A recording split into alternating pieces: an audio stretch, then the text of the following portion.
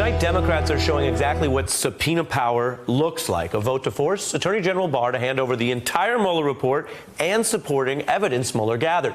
Chairman Nadler saying this is about Congress's independent power to see all that evidence. The committee must see everything, as was done in every prior instance. The committee is entitled and must see all the material and make judgments as to what can be redacted for the public release. We're not willing to let the Attorney General, who after all is a political appointee of the President, make that substitute his judgment for ours. Notice what the chairman's arguing there, that this is not only about what's in the report, but who evaluates what's in the report. He's arguing the Constitution and recent history show it should be Congress. The White House arguing that the very rules that were written under a Democratic Justice Department give the executive key powers here. So tonight, right now, our special report digs into this history that we have been hearing so much about, and we think it's pretty interesting. All the way back when Chairman Nadler was Congressman Nadler, it was certainly the United States House of Representatives in the driver's seat. In fact, it was then Congressman Nadler speaking about receiving Ken Starr's independent counsel report in full. This was back in September 1998. We did get the report, which is now in the hands of the Sergeant at Arms. The chairman and ranking minority members of the Judiciary Committee is going to have to go over this material, at least the 400 or 500 pages in the report, to determine what is fit for release. What is fit? And as he said there, it was true. Congress was deciding what was fit to release. Starr also discussing how that arrangement left him in the dark about what Congress would reveal to the public with or without redactions. We did not know whether the House would publicly release both the report and the backup materials, would release portions of one or both, would release redacted versions of the report and backup documents, or would simply keep the referral and the backup materials under seal, just as Special Prosecutor Leon Jaworski's submission in 1974 remained under seal. Starr saying that it was the Congress that was going to decide whether it went public or stayed under seal. And as everyone knows, Republicans led a House vote to release the entire report swiftly. Americans began taking in everything Starr found, leading to controversies about President Clinton's conduct, as well as Starr's tactics and how many other people were exposed in the process. Now, here's an important distinction as we all think through these historical examples. Just because the government did something, like release the full Starr report, doesn't mean that's the only way to do it. In court cases, people refer to precedent as an example that should usually be followed the next time. But in fights between the Congress and the executive branch, precedent can just be one option on the table. And that is illustrated in another report on a probe into a White House when prosecutor Leon Jaworski laid out findings against Nixon, including evidence of obstruction. And like Starr, Jaworski was operating under fairly independent rules. But in a difference from Starr, his Watergate report was not released immediately, nor was it released within that year. Nor was it released even after Nixon resigned under pressure from Congress after what Jaworski's report found. In fact, the famous Watergate report was released just last year after saying secret, under seal, for a whopping 44 years. So, two reports. One went public immediately, the other did not. And that shows this can still go down in several different ways. As for whether such reports can be kept from Congress entirely, meaning not just kept from the public, but from Congress, well, that does involve a court precedent. It's worth noting Nixon's former chief of staff tried to block that same Watergate report from ever going to the House at all. And he cited grand jury secrecy rules, which can be a barrier. Trump's AG also citing them for potential redactions in his latest letter. So Nixon's former staffer lost that fight in court. The findings stayed secret, but the judge ordered the report to go to Congress. Judge John Sirica said today he will send a secret grand jury report on President Nixon and the Watergate cover-up to impeachment investigators in the House of Representatives.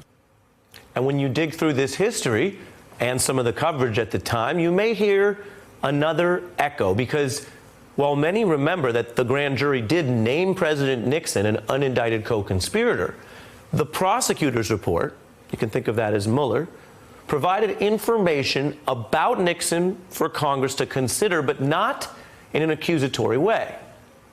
Why is that familiar? Well, if you watch the news, you probably know that is what Trump's new AG Barr says Mueller did with his obstruction evidence.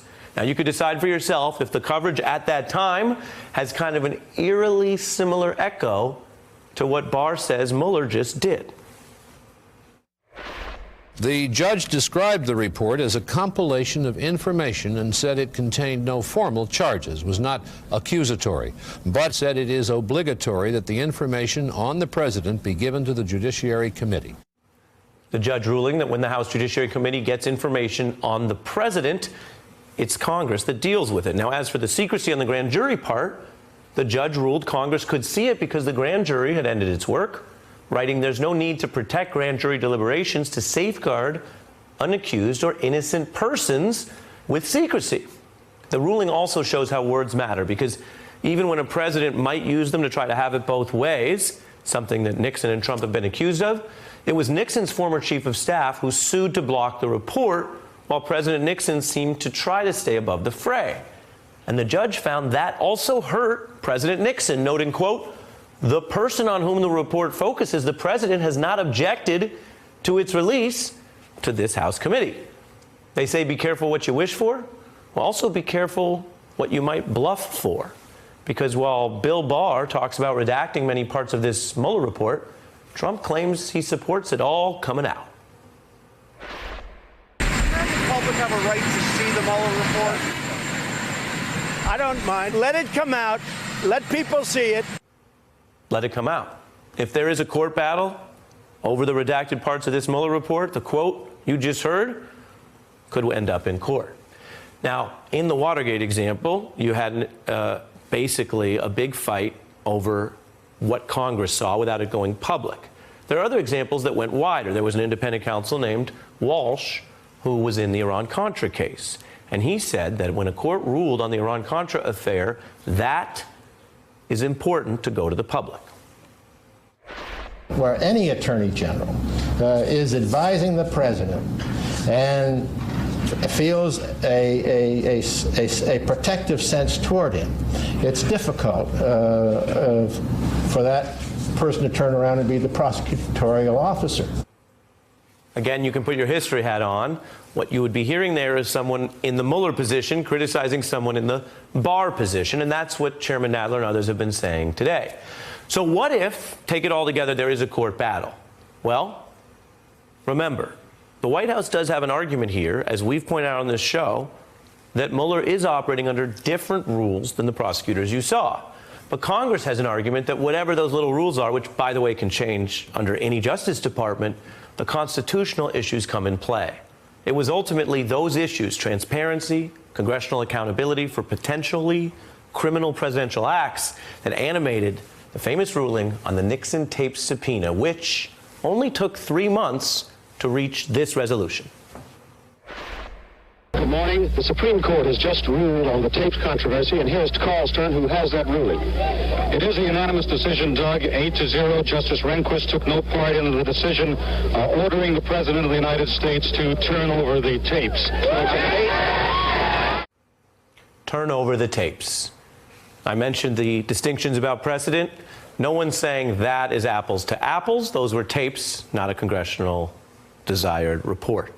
But as we just showed, when it comes to predicting how fast and how strong the Supreme Court might intervene in a case like this, well, history shows if they think there are secrets being kept from Congress that go to Congress's core powers, well, they might uncork those secrets in a very big way.